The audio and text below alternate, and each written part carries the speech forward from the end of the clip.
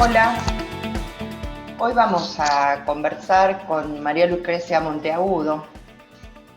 La verdad, no vamos a hacer en una charla objetiva, como no es ninguna, pero en esta menos, porque es una gran compañera, muy querida por nosotros, una compañera de nuestro partido Intransigente, así que hoy en Palabra Intransigente vamos a charlar con ella.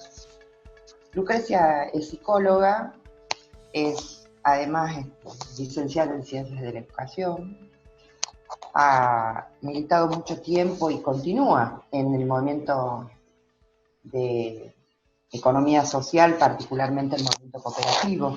Es vicepresidenta de la Fundación Allende, fue diputada nacional, parlamentaria latinoamericana, secretaria de Relaciones Internacionales del municipio de Quilmes, provincia de Buenos Aires. Es también una militante histórica por los derechos humanos, integrante de la APDH, Asociación para la Defensa de los Derechos Humanos, y actualmente es secretaria de Relaciones Institucionales también del Banco Credit Coop, miembro de la mesa directiva del Partido Intransigente, coordinadora de la Red Sur Mujer. Lucrecia, ¿estás allí? Bueno, ¿cómo estamos? Mariana, gracias primero por la invitación y por supuesto para mí es un placer porque también vos sos una gran compañera del partido y todo el equipo que te acompaña es gente que yo particularmente quiero mucho, con la que me siento muy bien, con la que hemos compartido temas internacionales, políticas locales y demás, así que doblemente contenta de compartir hoy tu espacio. Me parece aparte una excelente forma de trabajo la que han organizado. Sí, vos habrás visto que, bueno, en las distintas entregas hemos ido conversando siempre con la visión de Patria Grande, la región latinoamericana. La idea es insertar nuestra mirada desde Catamarca, por supuesto, en la región del NOA, en el país, dentro de la región latinoamericana particularmente. Y bueno, hemos tenido oportunidad, te lo digo porque bueno, vos sos parte también y has participado activamente de mecanismo Copal Mujeres, de la Conferencia de Partidos Políticos de América Latina y el Caribe. Así que ya estuvimos conversando sobre la realidad de Honduras, estuvimos hablando con compañeros representantes de partidos políticos de Chile. Y bien, la intención es poder acercar a los amigos, amigas, a quienes se conectan a nuestras redes, esto, ¿no? Una visión que, bueno, siempre puede dar para el debate, para la discusión, y que nos deje reflexionando sobre algún aspecto o alguno de los temas o causas que abordamos. Y mira, Lucrecia, quiero ir por lo primero que agendé y que me parece muy, muy vigente. Vos sos una legisladora nacional, mandato cumplido, y te tocó, porque todos creemos que, a ver, pucha las que nos tocó, ¿no? Ahora, siempre es como que la circunstancia del momento es como la más difícil y tendemos a, que aunque sea una historia reciente, a mirarla ya desde otra perspectiva y por ahí perdemos dimensión de lo que significó en ese momento. Digo esto porque Lucrecia Monteagudo fue legisladora nacional de 2001 a 2005. Vaya periodo. Así que a mí me interesa particularmente que me pudieras comentar, amén de lo que todos ya sabemos, pero bueno, eso te tocó participar o ser protagonista en la crisis económica y social más fuerte, más importante que tuvimos en los últimos tiempos en el país. Sí, sí, Adriana, es cierto.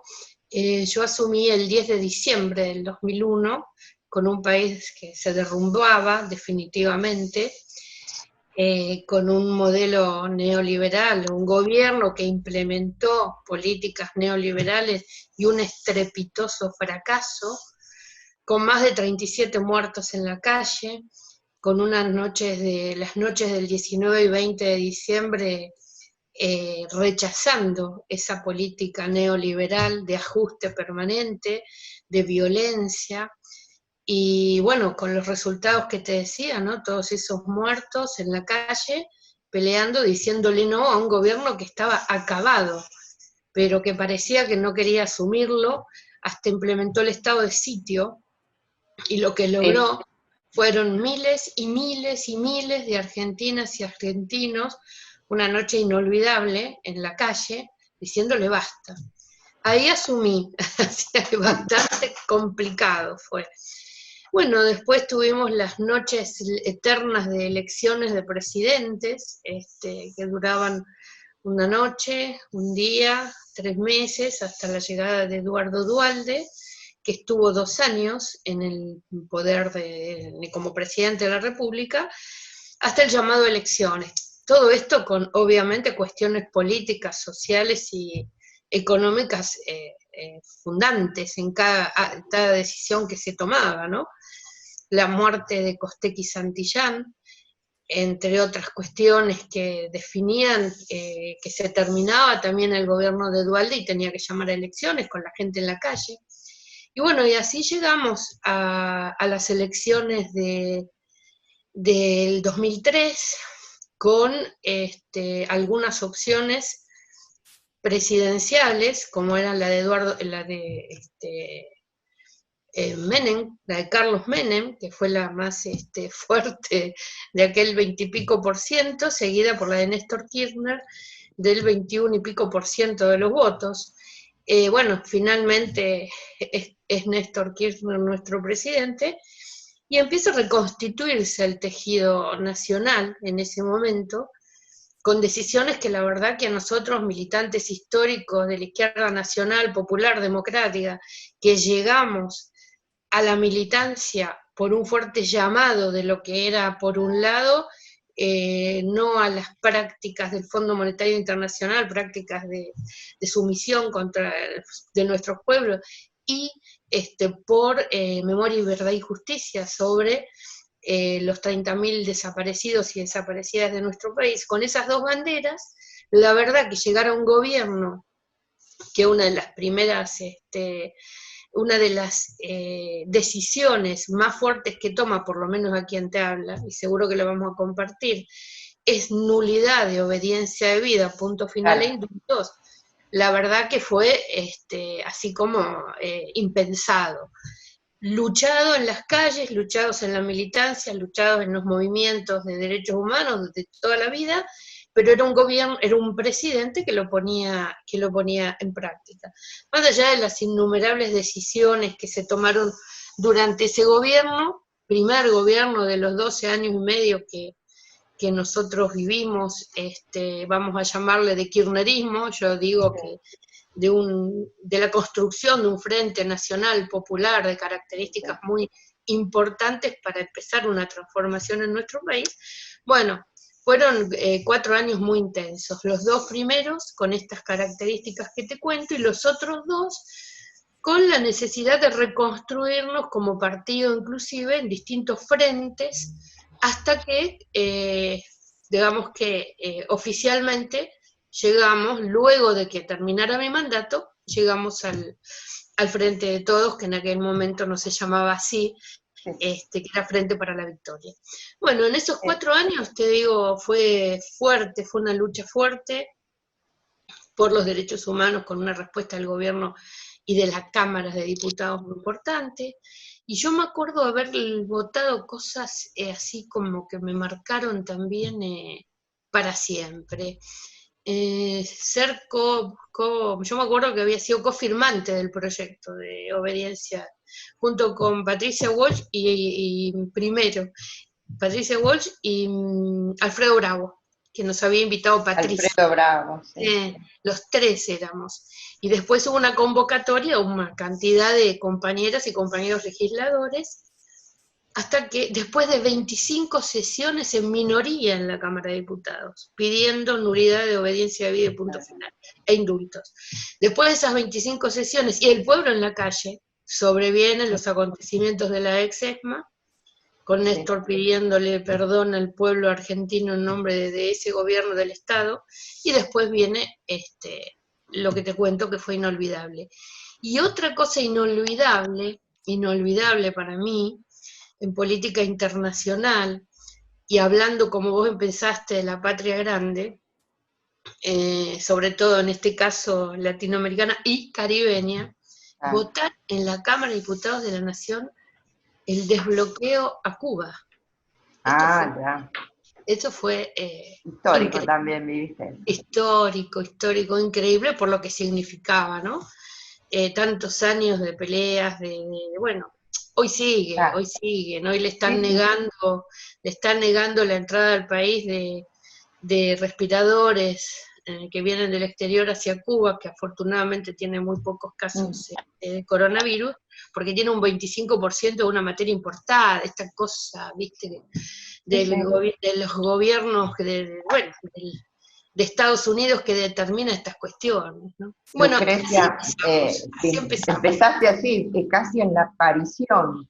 Sí. Yo quería que lo mencionara, porque es prácticamente la aparición ahí en un momento de crisis profunda, a la que nos llevaron distintos gobiernos, pero aplicando las mismas políticas que has definido como neoliberales.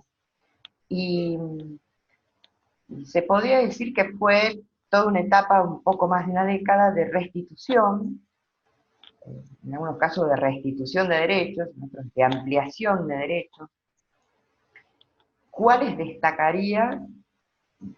Hablemos lo convengamos en una década, ¿no?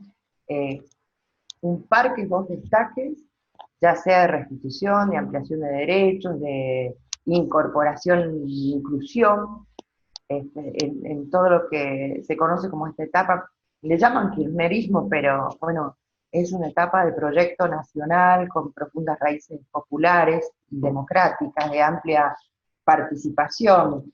Yo considero que, bueno, por supuesto entre otras cosas, pero si tuviera que destacar algo, creo que es que se generó el escenario y el espacio para múltiples manifestaciones, ¿me entendés? En lo cultural, en lo artístico, en lo político, por supuesto, bueno, en todo el campo de lo que podían significar transformaciones, aportes, sin ningún tipo de límites ni represión, ya sea física o simbólica, eso.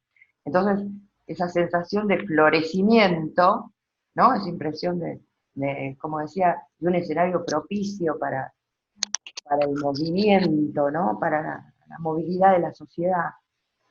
¿Cuáles? Mencióname dos, o dos medidas, o dos leyes, o lo que puedas, que te parece que pudieras destacar con mayor incidencia sobre otras. Bueno, es difícil porque fueron varias, pero bueno, te cuento las que yo más recuerdo de esos 12 años, no los 4 donde yo estuve, sino los 12 años. En los 4 que ya te dije, y después yo creo que hubo hitos, por ejemplo, el haber modificado la Carta Orgánica del Banco Central. Esto es definición de soberanía. Haber vuelto... ¿Cabe explicar por qué? Sí. Pido que expliquemos por qué, porque a veces queda de esa forma y bueno, no llegan a dimensionar lo que significa modificar la Carta Orgánica del Banco Central. Primero y principal, más allá de la cuestión más fina de la modificación, yo pondría algo como central, y es que se vuelve a poner en el tapete, en la discusión, que el Banco Central no es un organismo autónomo, sino autárquico. Porque hasta el momento funcionaba como autónomo, quería decir que no dependía del gobierno nacional, sí, obviamente, no dependía, es decir, respondía a otros intereses. A otros intereses. Exacto, en tanto que sí es autárquico como organismo que tiene su propio modo de funcionamiento, pero no es autónomo del gobierno nacional. Después el otro de los temas que a mí me pareció muy importante fue, mira, creo que fue el 9 de julio, el 8 de julio, por ahí, de 2007, porque fue un día así muy particular, fue cuando cuando se volvió al sistema de reparto en la República Argentina.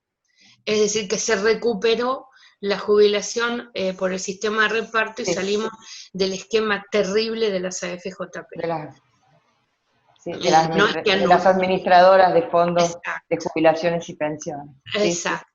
Ese fue otro hito para mí central. Recuperación de IPF, recuperación de Ah, IPF. Bueno, te voy nombrando, vos me decías dos, pero creo que fueron muchas y muy sí, no importantes. tenemos. Y en lo social, lo que significó el hecho de lo que vos hablabas, ¿no? Restitución de derechos, promoción y protección de derechos, de todos los derechos. Primero y principal, vos sabés que cuando había sido legisladora nacional, un socialista, Giustiniani, había hecho una iniciativa que después se aprobó, que era la modificación de la vieja ley de Videla sobre migraciones, la ley de migración, que era terrible. Bueno, pero fue Cristina quien la termina de promulgar, ponerla en práctica y además concebir a la migración como un derecho humano Sí, sí, fundamental, claro. que fue tomada esa medida como ejemplo para todo el Mercosur, aquel Mercosur, no este Mercosur que vamos a tener que recuperar. Bueno, de aquel Mercosur digo cuando los presidentes eran parecidos a la gente, eran más parecidos a la gente todos, hoy está en disputa eso. Bueno, Sí, el tema de el Plan Nacional contra la Discriminación, sí, impresionante. El recuerdo, tema sí, de sí. matrimonio igualitario, Igualitario. bueno, en ley de Vanguardia en el identidad, mundo. La verdad claro, que nos bueno, cansaríamos de mencionar, pero está, digo, eh, llega un punto que a veces se naturaliza o en realidad por ahí se cree que como ya, bueno, se ganaron esos derechos o, o estas reivindicaciones, eso va a quedar así. Y sin embargo, me interesa destacar que de ninguna manera es así, que cada derecho obtenido, cada paso dado, hay que defenderlo, hay claro, que internalizarlo, fidelizarlo, defenderlo, porque pasa lo que nos pasó, digamos, ¿no? Viene otra, bueno, otra visión, otra corriente que piensa diferente y lo cambia por más leyes que haya al respecto, cosa que parece que no debería ser o que no es, dice, no, ya es ley, nos quedamos tranquilos, ¿no? Ni con las jubilaciones, o sea, ni con la seguridad social, ni con los derechos sociales, en ninguno de los aspectos, ni con los derechos de los trabajadores. Esto hemos comprobado con sangre y lágrimas, 4 años, pocos, cortos, 4 años, digamos, para arrasar prácticamente con más de una década de avances en este sentido. Y eso creo que también es un rol que debemos asumir, ¿no? Desde la militancia, desde el compromiso, sí. apoyar eso. Seguramente, porque yo recuerdo creo que los 4 años del macrismo en el gobierno, que yo digo, no sé, es mucho, muy poco tiempo para tanto daño Sí, ocasionado, para tanto daño ocasionado. Y recuerdo que fue el momento en que nosotros decidimos retomar y reconstruir la PDH en nuestra región, en nuestra zona, la Asamblea Permanente por los Derechos Humanos, porque bueno, el atropello a todos los derechos fue tan brutal, que recién ahora se está viendo lo que eso significó. Recién ahora, hasta con las escuchas, bueno, todo lo que nos sí, estamos enterando, ¿no? en aquel momento nos habíamos dado cuenta que sí, de alguna manera estaban las leyes, estaban los organismos funcionando, estaba el gobierno que protegía y promovía los derechos, pero no era suficiente, es verdad.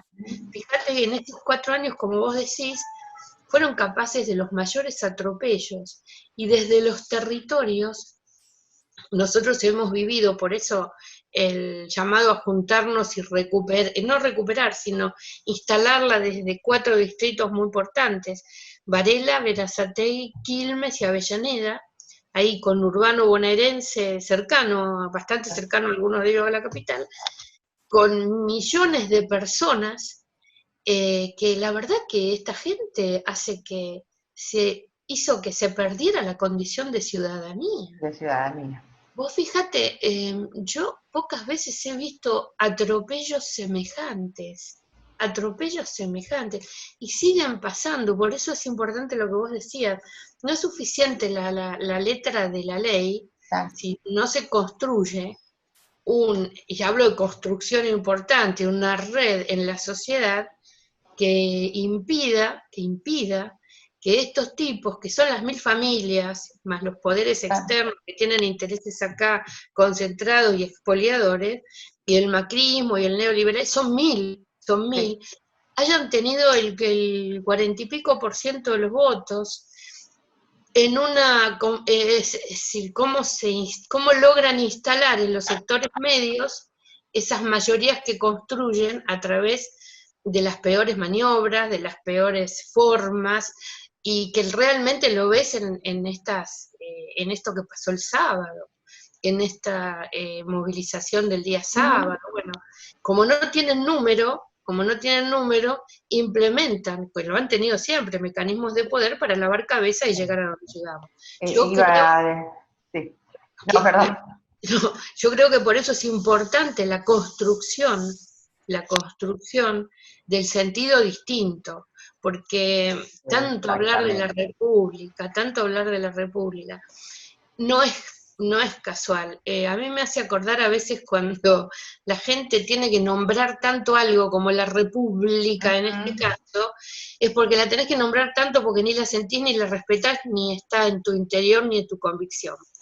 Y esto creo que hacen, jugar con esas palabras que para nosotros son demasiado importantes y violarlas permanentemente en cada accionar. Y vaciarlas del sentido. Exactamente.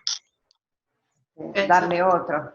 ¿Sí? Y en esto que mencionabas recién, esto nos pasa, Lucrecia, porque el neoliberalismo es mucho más que una visión, una corriente económica, un modelo, un proyecto económico. Sí. O sea, es la construcción de subjetividad. Exactamente. Y entonces trabaja a nivel del plano de lo cultural político.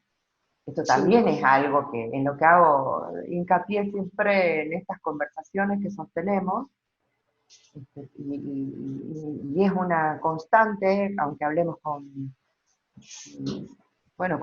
referentes de cualquier otro de nuestros países, de la región, o con historiadores de Catamarca, estuvimos conversando, actriz, y aparece siempre esto, ¿no? Lo de la batalla cultural, lo que es tan remanida batalla cultural, pero no hay otro plano en donde darlo, porque esta conquista de la subjetividad es nuestra cabeza, y no solo nuestra cabeza, particularmente nuestras emociones. Exacto. Cómo nos involucramos con determinada construcción de sentido, y acabamos defendiendo lo que va en contra de nuestros propios intereses, y convencidos aún de eso. Esto es realmente, es muy fuerte, ¿no? Dirían los jóvenes, es muy fuerte. Es demasiado, sí. ¿Cómo hacemos con eso? Digamos, bueno, con tu experiencia, y más que nada siempre has sido militante en ese campo. Vos sos psicóloga, has trabajado en equipos con sociólogos, has tenido relaciones institucionales en un municipio, que bien podemos decir que el ejemplo chico muestra, ¿no?, lo que puede pasar en una dimensión mayor, y seguramente que aparecían estos desafíos, ¿no?, de cómo contrarrestar esa conquista, esa colonización de la subjetividad. ¿A qué herramientas crees que hoy, porque la verdad que de eso no nos hemos librado, es una disputa permanente, es una lucha permanente, y vos mencionabas las manifestaciones de estos últimos días, o lo que vemos y escuchamos también a través de redes sociales, expresiones que si la racionalizás, no puede ser, pero como son casi sin pensar, salen desde las entrañas, y eso es lo que han logrado. ¿Qué herramienta crees que tenemos a mano para, para trabajar esto y reconvertirlo? Mira, yo creo que la pelea por lograrlo tiene que estar en todos los planos. Digo, lo que voy a decir no quiero que suene como una expresión de deseos y nada más, sino que nosotros ponemos el cuerpo en esta construcción. Entonces, podemos tener idealidades, pero todos los días trabajamos para lograrlas. Entonces, yo creo que tiene que haber una profunda modificación de algunas leyes que arquitectúan a nuestro país. Algunas leyes que son fundamentales. Hablaremos de los tiempos para lograrlo, hablaremos del cómo, porque no son fáciles. No son fáciles. La nulidad de obediencia a vida tampoco era fácil, y se logró. Entonces, en el plano legislativo creo que hay que arquitectuar un país que esté definitivamente defendiendo los intereses de la gente, de su gente, de nosotros. Y todavía para eso falta. Pero eso si no lo hacemos en el plano cultural, como vos decías, en el plano político, justamente con conquistas en el plano de lo organizativo, con participación popular, con nuevas formas de participación popular, y en el plano educativo, en todos los planos. Esto no vamos a poder hacerlo. Y yo sé que es difícil, sé que son muchos años, pero tiene que haber una continuidad en este proceso de transformaciones.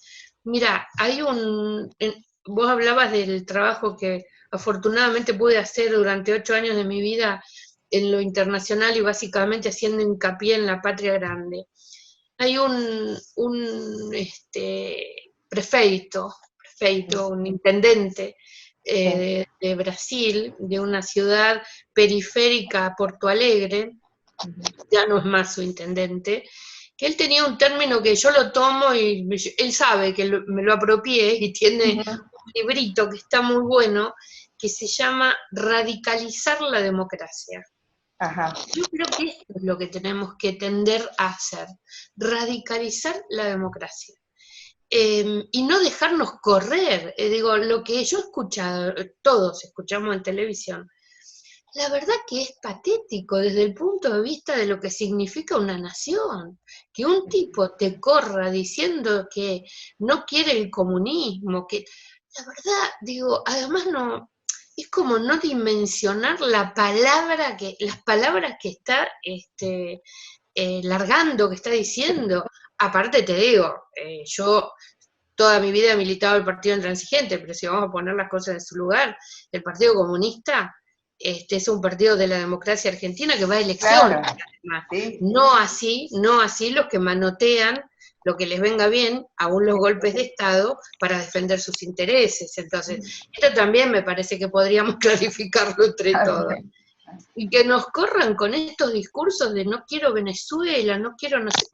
Es una pobreza tan grande, no de los que saben y de los que son los dueños de esos resortes de poder, de la pobre gente que va y es utilizada defendiendo los intereses que no son de ellos. Pero bueno, Repiten, claro, bueno, esto, ¿no? esto pasa. Ahí estamos, Sí. en Y hoy esa sensación de que tenemos que estar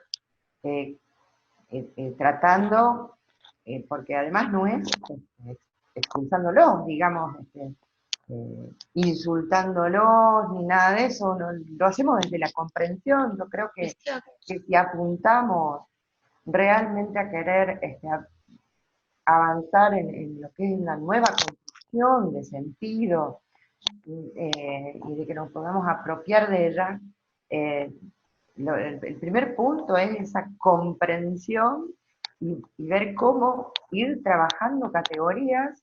La verdad que es un trabajo casi científico, pero yo no sé si lo podremos hacer, ¿no? Es científico. Pero Casi categorías sociales para, para ver cómo personas realmente creen estar convencidas y repiten el argumento de quién nos domina, de sí, quién se enriquece con sus, digamos, con su trabajo o de su trabajo. Es, la verdad que no es increíble porque sucede. sucede. Digo que es difícil de abordar desde la impotencia o la bronca. No vamos a poder hacer nada, no, ya está claro que no podemos actuar desde ahí, movilizar desde ahí, movilizar algún pensamiento desde ahí. Creo que eso es una autocrítica que nos cabe, ¿no, Lucrecia? Porque Sí, sí. hemos pasado, lo pongo en plural porque hablo en general de este campo de la política en donde estamos, que hemos pasado por objetar todo lo que nos podía hacer alguna cuestión, objetarlo, expulsarlo, rechazarlo, y en vez de, bueno, de asumir otras tácticas. Creo que también nos Claro. corresponde Y fíjate, una... en una situación como esta, que suma no solamente que pone a nuestro país, sino a los países del mundo en una situación tan dramática como esta pandemia, lo que viene a mostrar la cuarentena, lo que viene a mostrar. Hoy estaba leyendo un artículo y hablando y teniendo que ver con lo que vos hablás, Adriana, con esto que planteas, estaba leyendo un artículo que decía, bueno, cómo se estaban llevando adelante las medidas adoptadas por el gobierno con respecto a tener que barajar tantas aristas, donde Sí, la más terrible es la defensa de la salud, ¿no es cierto? La salud de las y sí, los argentinos. Bueno, y entonces una persona planteaba un caso interesante, no una persona, el mismo que la escribía, el autor, planteaba cómo se notaba la diferencia en barrios como el que yo tengo muy cerca, pues son de mi distrito, sí, Villa Azul, como la gente del barrio de Villa Azul, un barrio humilde, una barriada muy humilde, ha mostrado fuerte solidaridad con toda la vecindad y cómo a los sectores medios les cuesta horrores. Entonces, fíjate que se escapan, engancharon a una familia que llevaba a los pibes en el baúl del en el auto para la barrio. fiesta del abuelo y para no sé qué, y bueno, y todos los días tenés eso. Entonces el tipo decía, bueno, pero las clases medias además han recibido una educación que es profundamente individualista. Entonces es mucho más difícil porque se infringe desde esos lugares. Yo entiendo a la persona que hace changas en la calle y no tiene que comer y sale, Sí, angustiado porque no le queda otra y bueno, no tiene cobertura o tiene los pibes y tiene que llevar, pero no es ese que llevaba a los pibes en el baúl, y este tiene acendrada esa educación individualista. Pero la lucha creo que es desde todo punto de vista y es muy fuerte. Fíjate cómo bueno, vos lo tenés claro porque yo te digo, como compañera de partido, pero además como compañera mujer, sigo todos los trabajos que vos desarrollás desde la legislatura y fuera de la legislatura con respecto a los temas de género, con respecto a educación sexual integral, bueno, con todo lo tal que se cual. Sí. hace contra toda forma de discriminación. Bueno, no estamos cerca geográficamente, pero sí militantemente, pero además con una mirada, con la misma Sí. mirada. Fíjate todo lo que se descubre a través de esta cuarentena con respecto a las violencias, a Las las violencias. Sí, violencias. sí, sí. Son las violencias típicas del encierro, por otra parte. Fíjate lo que viene a destapar esta cuarentena en ya no voy solo a la violencia intrafamiliar, sino a la violencia en Institucional. los lugares de encierro. Sí, sí. Fíjate en las cárceles, lo que está pasando, al punto de que el presidente define que una mujer como María Laura Garrigó esté interviniendo el sistema penitenciario, y lo plantea como una deuda de la democracia, y me pareció correctísimo. Nosotros trabajamos mucho el tema, y lo es, trabajamos mucho el tema, también desde APDH, porque había infectados, y cuando se decía, cuando este discurso que venden y que se lo compra mucha gente, de no queremos violadores en la calle, la verdad que los violadores no iban a estar en la calle. No son los que iban a salir. Pero además nosotros hemos tenido casos de gente que tiene la libertad condicional ya otorgada, que están en libertad, pero que no pudieron salir porque paró, además, la tarea del fuero judicial, no está funcionando. Han cumplido condena, tienen comportamiento perfecto, tienen trabajo afuera de la cárcel y no han podido salir. Esa gente quería salir, que era un derecho que los asistía. Bueno, y estaban obviamente en un lugar que ha llevado muertos también, lamentablemente muertos, y bueno, con un foco con respecto a coronavirus terrible. Bueno, estas cosas son las que tenemos que ver, y no quedarnos en ese discurso, bueno, los violadores en la calle. Por favor, un poco más de sentido, no te digo sentido común, porque muchas veces ese sentido común es el que nos condenó. Te digo de criterio cuando expones tu pensamiento. Lucrecia, vos, bueno, mencionabas recién en los temas de género, bueno, la identificación, obviamente que tenemos, no solo por ser mujeres, porque siempre decimos, no es suficiente eso, o no es una condición única, porque sabemos bien que también las mujeres estamos atravesadas por una matriz patriarcal o por una matriz machista, somos reproductoras de esos modos de ver el mundo, de ese pensamiento. Como mencionaste lo de mujeres en plural, y ahí, bueno, me cabe preguntarse, porque vos integrás una red de trabajo, de la cual también participamos nosotras, bueno, la red Sur Mujer, y también estuviste en contacto con el Ojo Paritario, la Fundación Ojo Paritario, que está haciendo, bueno, hace un seguimiento, digamos, un monitoreo constante de no en la paridad en sí como una cuestión de mitad y mitad, de controlar numéricamente, sino de lo que se llama la paridad sustantiva. Si es que, bueno, comentanos sobre qué significa esto de la paridad sustantiva y cómo ves este rol de la mujer, no solo en política, sino en todos los campos, ¿no? Mira, ahí con respecto a ese derecho, que también lo tenemos gracias a la modificación de las leyes, la red con la que vos te reuniste, con la que compartimos algunas jornadas, trabaja con este monitoreo permanente, que es la red de parlamentarias mentoras, que justamente sostienen la paridad sustantiva. Porque si vamos a mentirnos entre todos, decir, bueno, te di el segundo lugar, poné vos la mujer, bueno, ya está, estas cosas tienen que dejar de pasar. Poné la mujer, no queremos más patriarcado, el padre que piensa, no queremos más, queremos igualdad real. Entonces, por ahí seguimos trabajando mucho, y te cuento partidariamente, el sábado hicimos un primer encuentro de mujeres de la provincia de Buenos Aires, el partido, que estuvo muy bueno, pues ya te va a llegar, pero lo queremos compartir con quienes a vos te siguen, porque me parece importante, porque estamos trabajando definiciones que tienen que ver con nuestro partido hacia afuera también. ¿Y por qué lo digo? Porque, bueno, fue una jornada interesante, una videoconferencia, obviamente, teleconferencia, donde, bueno, se planteó, primero que nada, compartimos un trabajo sobre salud sexual y reproductiva, desde el punto de vista de los derechos, básicamente. Y bueno, y después se dio todo un debate donde la idea es justamente esclarecer para nosotras de qué estamos hablando cuando hablamos de feminismos, cuando hablamos Bien. de derechos, qué es el patriarcado, bueno, todas estas cosas que nos acercan a definiciones que queremos que sean de todas, compartidas, elaboradas entre todas.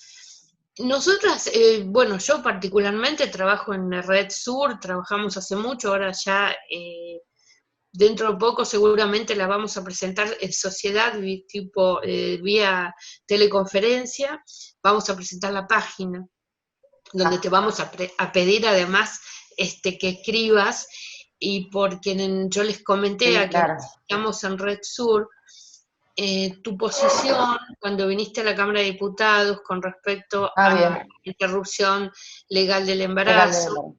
cuando planteaste o fuiste voz, de alguna manera, de las mujeres del norte argentino.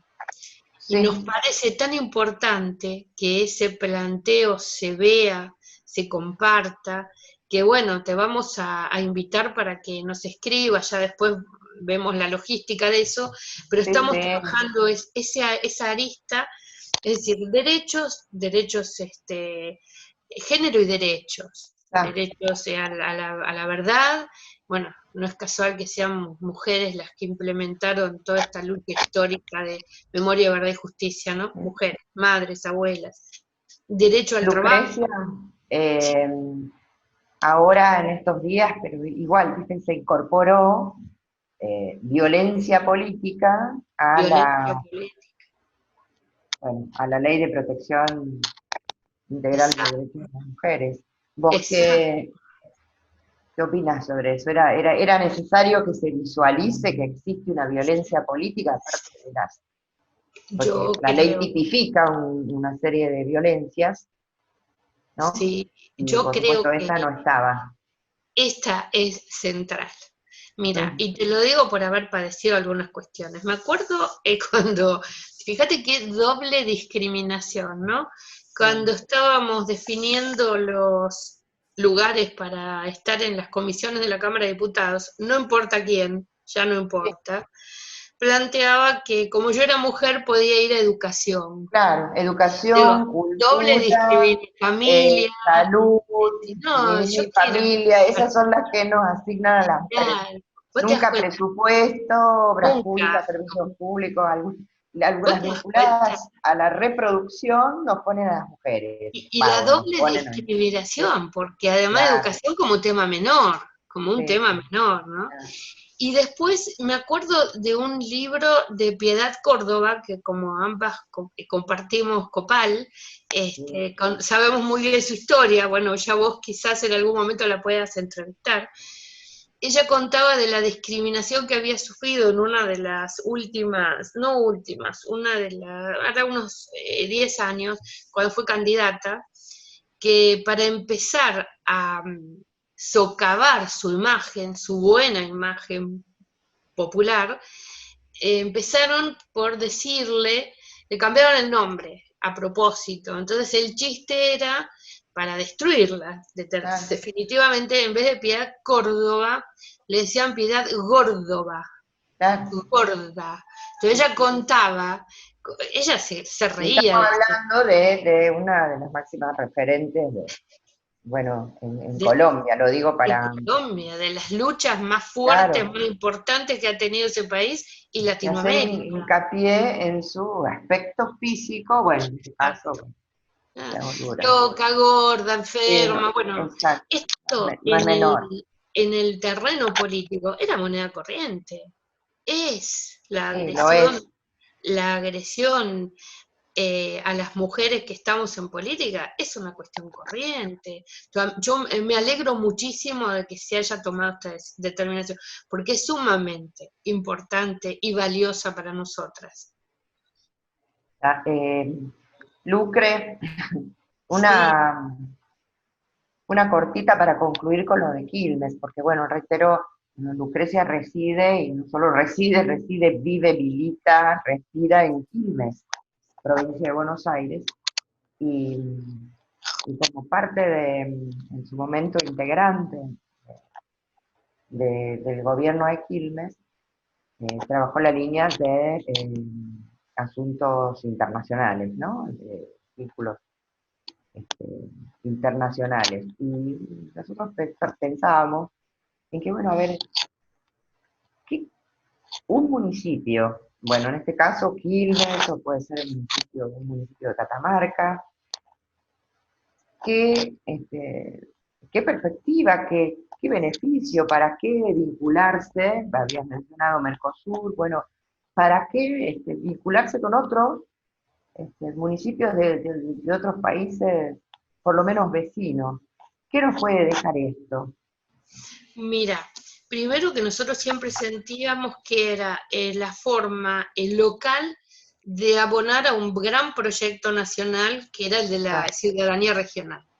Nosotros entendíamos durante esos 8 años, y seguimos sosteniendo, que un gran proyecto de integración regional no puede ser de élite, sino tiene que arraigarse en los territorios, y así lo hicimos. Y la mejor forma era desde el municipalismo en ese momento. Vos sabés que nosotras recibimos un caudal importante de formación municipalista porque Oscar Allende fue gobernador de la provincia de Buenos Aires y se encargó específicamente de formarnos en la temática municipalista. Nosotros decíamos y sosteníamos que teníamos que estar en esas redes de intercambio permanente entre intendentes, porque obviamente es el vínculo más directo con el pueblo, con la gente, con las necesidades, y con todas las formas que adquiere tan distintas, desde los gobiernos locales de periferia, los gobiernos de las capitales, los gobiernos de fronteras, siempre hay un similar a vos que te puede ayudar en esto. Hicimos una experiencia muy rica con cantidad de intendentes y con nuevas formas de concebir. Te digo rápido, porque por ahí tenés poquito tiempo. Buscamos nuevas formas. Por ejemplo, en la red de Mercociudades sea común que las secretarías ejecutivas, que se renuevan año a año, con una gran fiesta muy bonita, con todos los presentes, se hicieran en lugares lindos geográficamente. Bueno, está bien, yo celebro que un lugar tenga maravillas geográficas. Ahora nosotros desde el conurbano tratamos siempre de decir, y lo pusimos en juego y lo logramos, que como ciudad de periferia, lo más lindo que teníamos era la gente, la capacidad de trabajo, las universidades para los hijos de obreros, la capacidad de transformar un país industrialmente, las posibilidades que nos daba ese lugar en el mundo si lo hacíamos nuestro, con nuestra historia, con nuestras posibilidades. Esto mirarnos desde otro lugar. Exactamente. Mirarnos a nosotros mismos en nuestras comunidades, por pequeñas, grandes, periféricas, centrales que fueran, y al mirarnos desde nuestro lugar, claro, sentido identitario. De pertenencia, de identidad, y siempre inscripto en un proyecto mayor, ¿no es cierto? Claro. Bueno, y tantísimas otras cosas re interesantes, muy buenas, y lo importante es que lo pudimos llevar a cabo. Sí, logramos esta mirada, instalar esta nueva mirada. Lucrecia, finalmente, bueno, estamos transitando desde diciembre con un nuevo gobierno nacional del Frente de Todos, del que nuestro partido intransigente forma parte, somos parte de esa alianza, de frente, y a los 2, 3 meses, ¿cuánto? Asumió un nuevo gobierno, 2 meses, o 3, picando los 3 meses, y de pronto esta irrupción que nos cambió la vida a todos, a la humanidad entera, lo que, bueno, denominamos esta pandemia, ¿no? Aún con esta particularidad que nos está tocando atravesar, haceme una caracterización y qué expectativa pone a partir de ella bueno, de nuestro gobierno. Esta no es una entrevista periodística, esta es una charla, así que sí, de este nuevo gobierno encabezado por Alberto Fernández. Hasta el momento, ¿no? El viernes se cumplen 200 días de gobierno.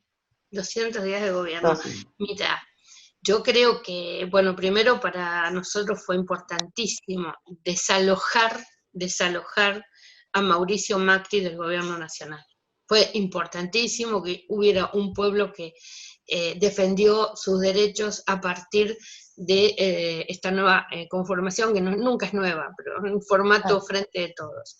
Claro, es lo que vos decís, a 2 meses, un poquito más de asumir esta pandemia que pone en juego, bueno, estamos todo el tiempo defendiéndonos de esto que es terrible, que obviamente tiene que llevar adelante medidas impensadas, mientras tanto tiene que ir reconstruyendo el sistema sanitario argentino.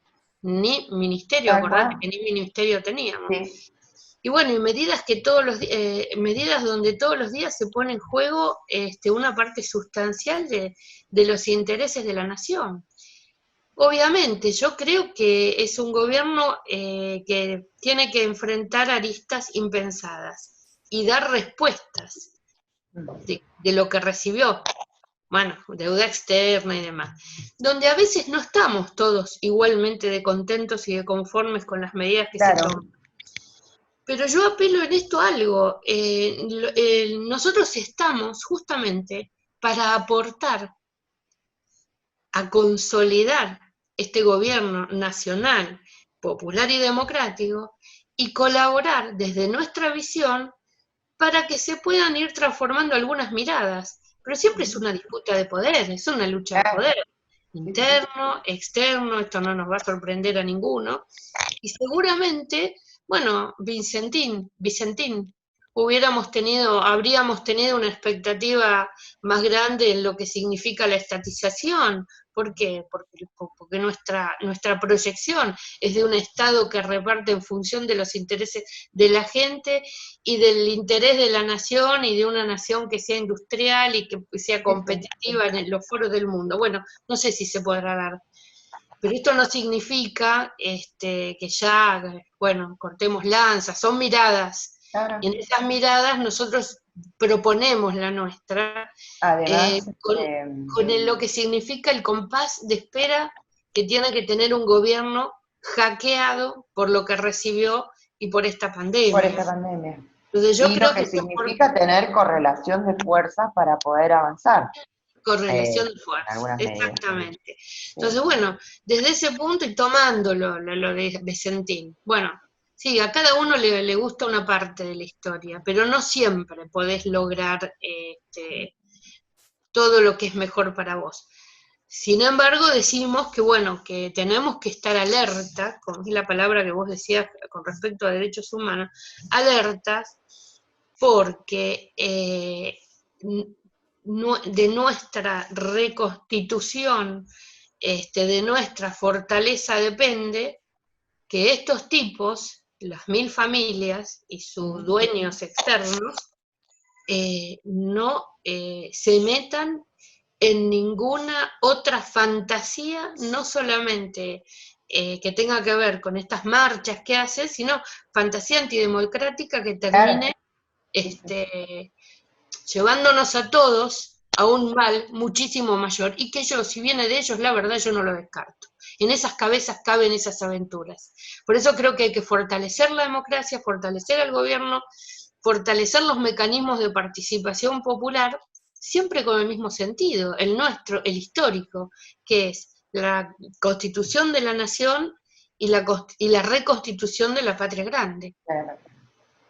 Lucrecia, para finalizar, ¿cómo crees que va, o para dónde crees que va a marchar el mundo, claro, en los términos que nos interesan, después, ¿no? La post-pandemia? ¿Hacia dónde va a ir? ¿Va a estar mejor? ¿Va a estar peor? ¿Va a haber más concentración, hiperconcentración de la riqueza? ¿Vamos a salir más solidarios? Hay distintas miradas, dos miradas. ¿Vos qué crees? Yo creo que no voy a pecar ni del optimismo de la voluntad ni del pesimismo de la razón, pero digo, mirá, hay un momento en la vida que depende de la cuestión de lo que quiera cada uno, cuál es su rol en el mundo. La verdad que nosotros no vinimos a hacer cosas de tipo personal individualista. Venimos, como decía el viejo Allende, a sumar, unir, juntar. Si este es el propósito, nos estamos encontrando con miles, millones que piensan y sienten lo mismo, y la historia después de la pandemia, con toda la dificultad, porque yo creo que va a dejar un mundo arrasado, su reconstrucción tiene que ser con la medida de lo justo, con la medida del derecho de los derechos humanos, con la medida del respeto a los demás. Si desde este desastre que estamos viviendo, impuesto, digo, no es de este bicho, del coronavirus, que se está replicando nuevamente en lugares que ya parecía que ya había pasado, nos va a dejar en un estado calamitoso económicamente, socialmente. Y yo no te estoy diciendo vamos a salir mejores, la verdad que hoy no lo creo. Creo que tenemos que construir para así salir mejores, que es distinto. Que así sea, Lucrecia Monteagudo. Que así sea. Bueno, muchísimas gracias un abrazo a por vos. esta charla. Gracias, Adriana, y saludos a todos. Bueno, muchas gracias. Chao. Chao, chao.